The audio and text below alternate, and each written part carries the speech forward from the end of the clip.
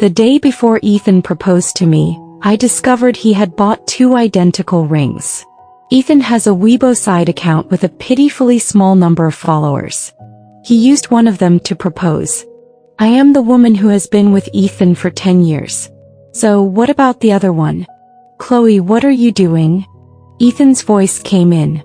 Ethan hugged me from behind, gentle and tender, his warm breath caressing my ear. I am one of them. I knew where Ethan wanted to propose.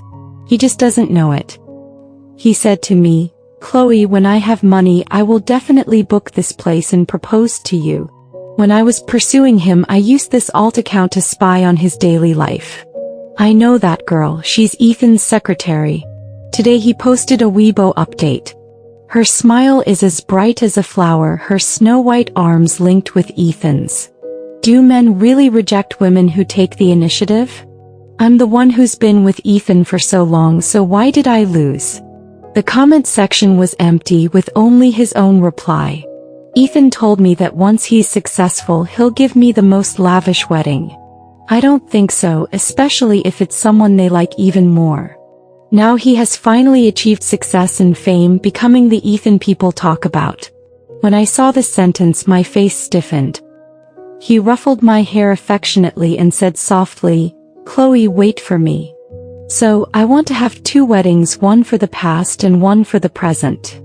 Just like that spirited young man 10 years ago who said to me, Chloe, I want to be with you forever. The picture is of a ring. That girl's name is Emma. I looked at his previous Weibo post. The caption was simple. I accompanied Ethan to the interview back then, and that girl had a ponytail and a bright smile. Getting ready to propose to my childhood sweetheart after a 10-year run. So I personally sent her to Ethan's side. The accompanying picture is of an identical ring. I forgot that I admired her sunny and cheerful personality, and Ethan would like it too. I felt ice cold all over. Later she became Ethan's secretary, frequently intruding into our world. Once she knocked on the door, but Ethan flew into a rage. This is my home. Can you please not disturb Chloe and me when we're resting? Then who is the other woman? Emma's beautiful eyes instantly turned red, and with tears in her eyes she bowed to Ethan and apologized. I'm sorry, Ethan, but this document is very important and requires your immediate review and signature. Why are you being so fierce? Emma's just doing her job. If you keep being mean, go back to work. Ethan coughed violently, seemingly trying to maintain his authority in front of his subordinates. Not long after Emma left, he went out absent-mindedly, saying there was an emergency at the company. And Emma is his current lover. I quickly stuffed the ring into his coat pocket. Beside her, Ethan's eyes were gentle.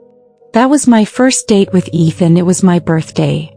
We went to the amusement park that day and made a wish on the Ferris wheel, to be together forever. Ethan and me. Later we got together and became the model couple in everyone's eyes. If I don't go, she might be able to directly ascend and move from being a mistress to standing by Ethan's side. I said, let's get married after we graduate, okay? After all, Ethan is hosting many business partners and relatives and friends tomorrow night to witness this proposal. But if I go, what does Emma lose?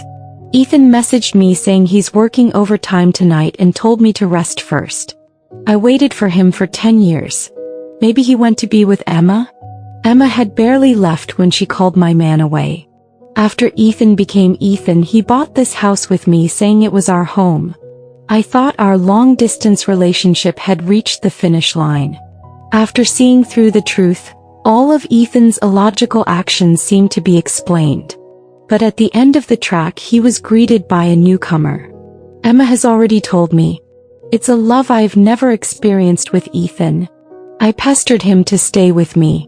Ethan also often goes to social events, returning with the smell of alcohol mixed with perfume. I smiled and said to him, Ethan is so handsome, wouldn't even the most difficult female clients be won over by you? He warded off the client at the dinner table who wanted to get Emma drunk, taking the drinks himself. When I earn more money I can marry you home in style. Ethan, have you been lying to me for the past 10 years? He looked sincere. The phone lit up with a message from Ethan. Something came up, so I'm sleeping at the office tonight. Chloe, get some rest. I'll be waiting for you at the banquet tomorrow. The photo shows Ethan's profile, handsome and dashing. So I waited for him. Emma's comeback was perfectly timed. From the age of 18 to 28. Then we're done. Waiting until he came home less and less. Before boarding the plane, I received a call from Ethan. Until he mentioned the word marriage less and less. Chloe, when will you arrive? The banquet is about to start. Should I come pick you up? Until that bright and cheerful young girl appeared by his side. Ethan's voice was a little excited. I've prepared a lot for this banquet. I hope you can stand with me. I will introduce you to everyone. Just like I was back then. Ethan invited so many guests and leaders, showing off as he brought me to the stage, hoping to receive everyone's blessings. I was still foolishly waiting, thinking we could have a perfect ending. He could have even just said to me, Chloe, marry me. I heard a girl's voice next to Ethan. It was Emma's voice. I know her. At the scene where Ethan was about to propose to me. Ethan, do you know how long I've been waiting for you?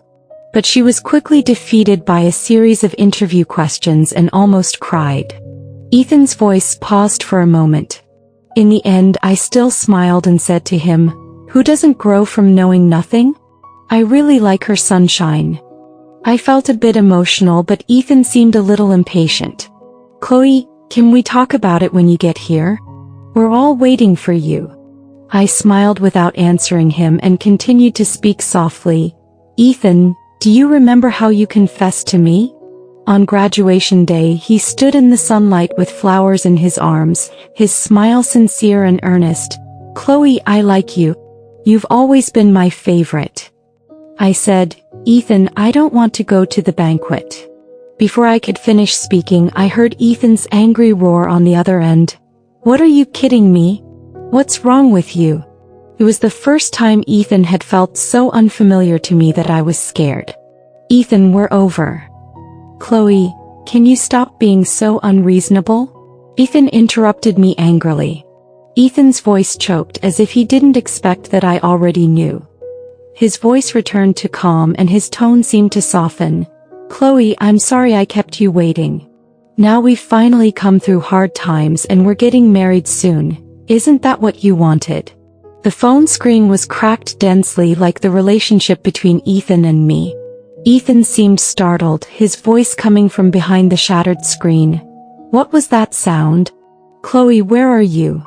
Her pitiful appearance made my heart ache and I comforted her. Ethan became angry again, forgetting about the sound just now. He said coldly, Chloe, what the hell are you doing? Do you have to make such a scene on this day? So I said, Ethan, I'm tired. Let's end this. You can be with Emma. I feigned a fierce punch. It was as if my love for Ethan after burning for 10 years had completely died out. I don't know what Ethan will choose after my last words, but that has nothing to do with me anymore.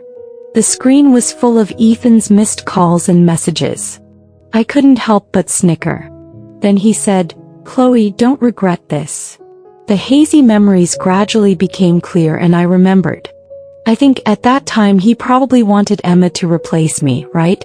Before boarding the plane, I found an acquaintance at the hotel and said to him, if Ethan isn't proposing to me, then change the content on the big screen. But if at the moment he proposed to Emma, another woman appeared on the screen, wouldn't that be interesting? Yes, it was indeed an emergency. I blocked Ethan, refusing to answer any of his calls or messages.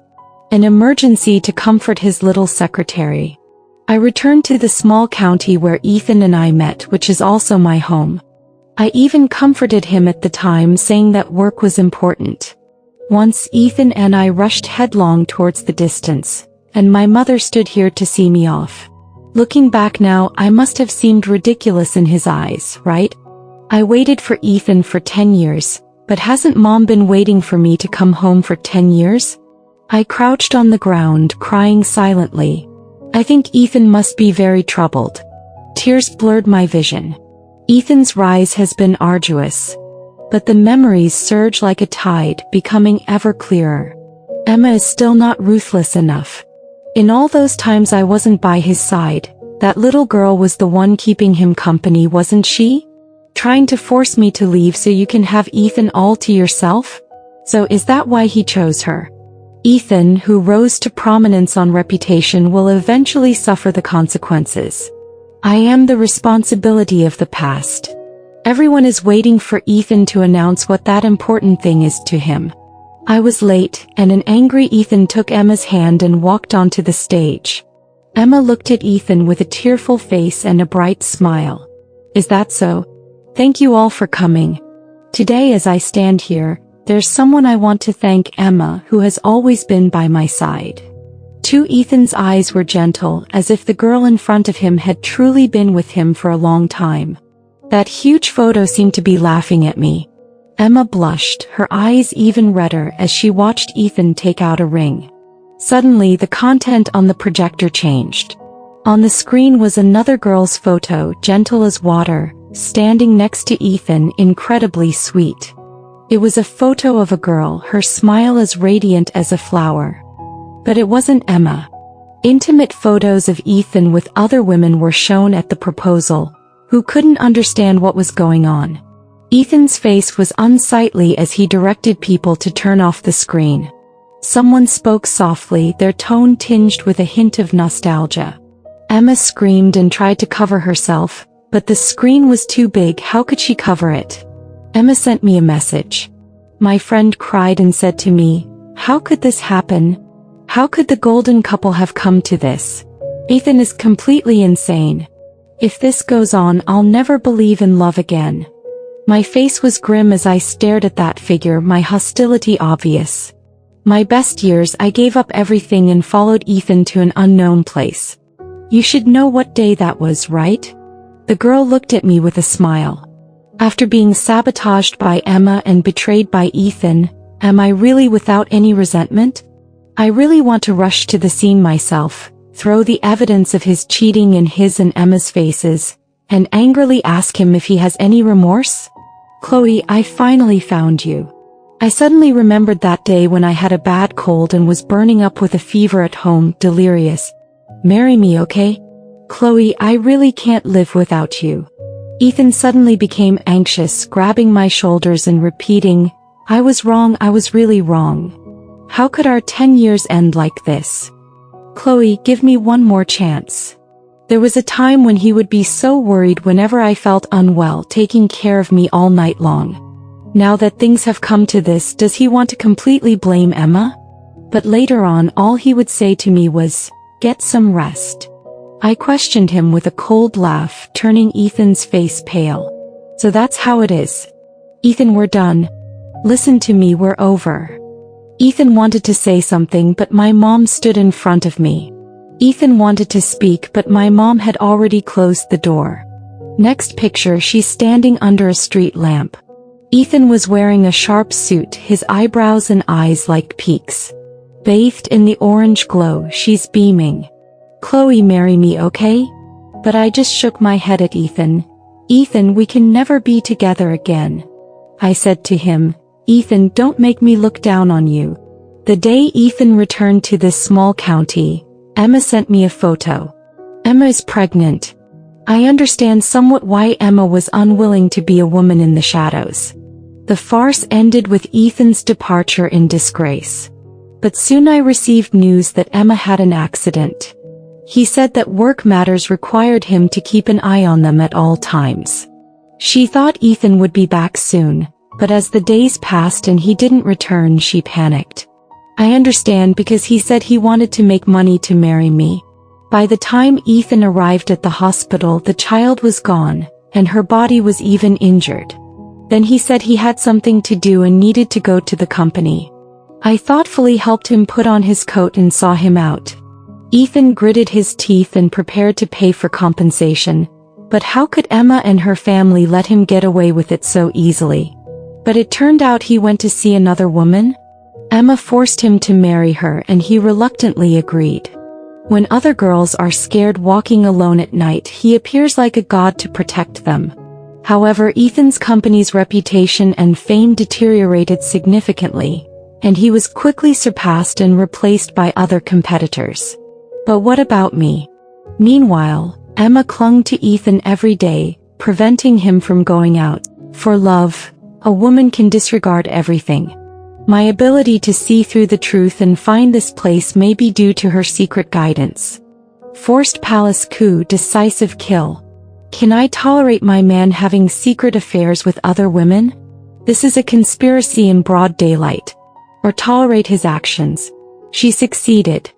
He won't let so many people come for nothing. If I don't go, he'll lose face big time. She can still get a proposal with just 2 people next door. Why does she think I would do things according to her wishes? Why should I hand over the man I can't have?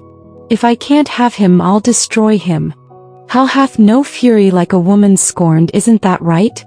I'm not bad either. I looked at the message and felt it was incredibly glaring. Overtime? How impressive. I returned home looking at the empty house and felt utterly heartbroken. I excitedly filled this room that belonged to the 2 of us, cheering with joy. But now I'm the only one left in the room. I turned on all the lights in the house, making it incredibly bright. But it still feels like endless darkness is encroaching from afar, swallowing me whole. He often went on business trips. He said, "Only by earning more money can I marry you."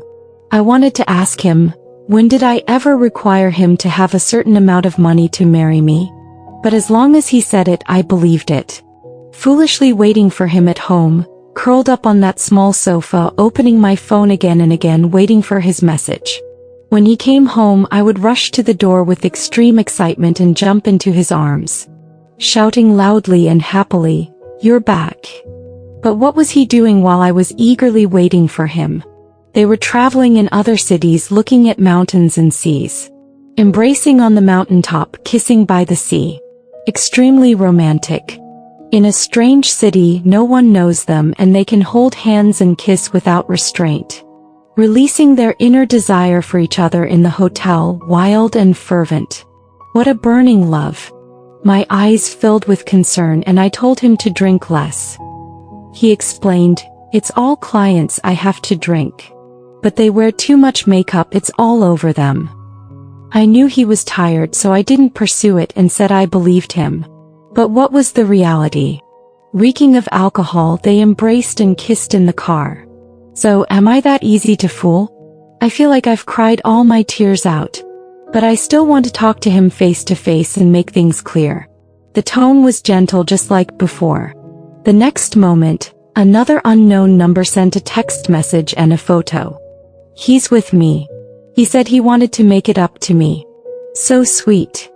In the background, various items of clothing were scattered randomly on the floor like a frenzy. The sudden feeling of suffocation made me a little breathless. I tried to take a deep breath and came back to my senses. Is a face-to-face confrontation still necessary? It's not necessary anymore. I packed my luggage in silence. Finally, I looked at the home that I had almost single-handedly decorated, a bitter smile on my face. Did you know? I turned off the light and the darkness came rolling in. The next time he opens the door, he won't see the girl who waited for him for 10 years, excitedly shouting, "You're back," to him.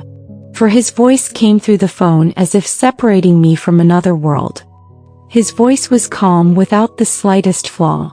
Today I invited many colleagues and business partners and also many leaders.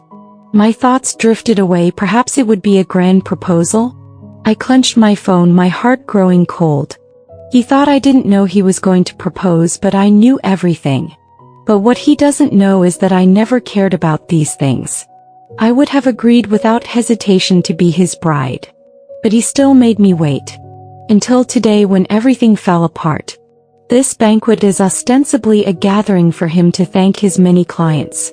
But the actual arrangement is a marriage proposal. He spared no expense in wanting to give me an engagement ceremony. What a loving gesture to his girlfriend of 10 years.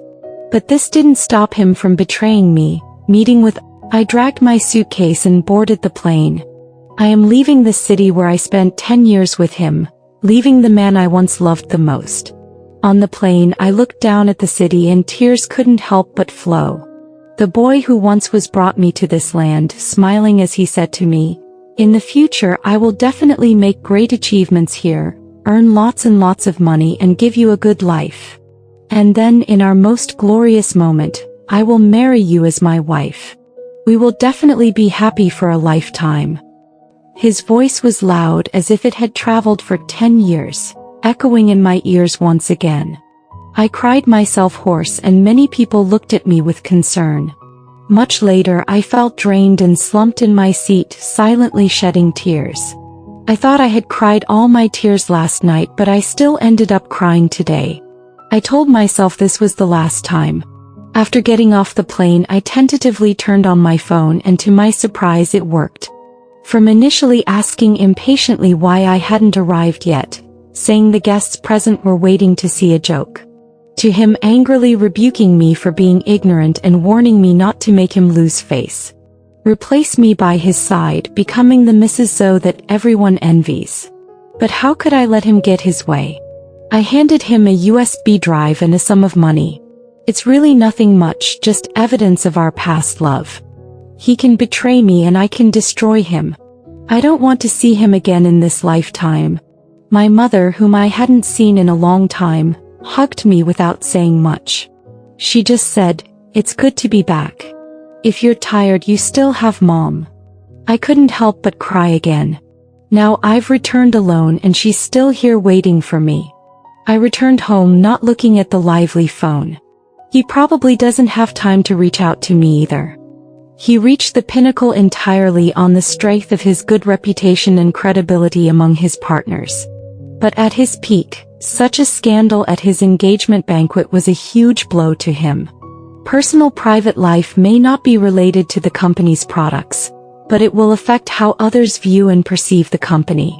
The company owner's private life is so undisciplined, the product service probably won't be much better. Thoughts like this will appear in everyone's mind. Just kidding, if I can't have it then I want it all. Later, our mutual friend told me what happened that day.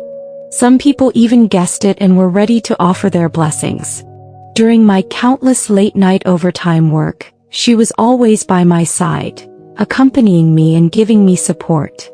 When a person lies for a long time, it may become a habit and it is very easy to spout nonsense.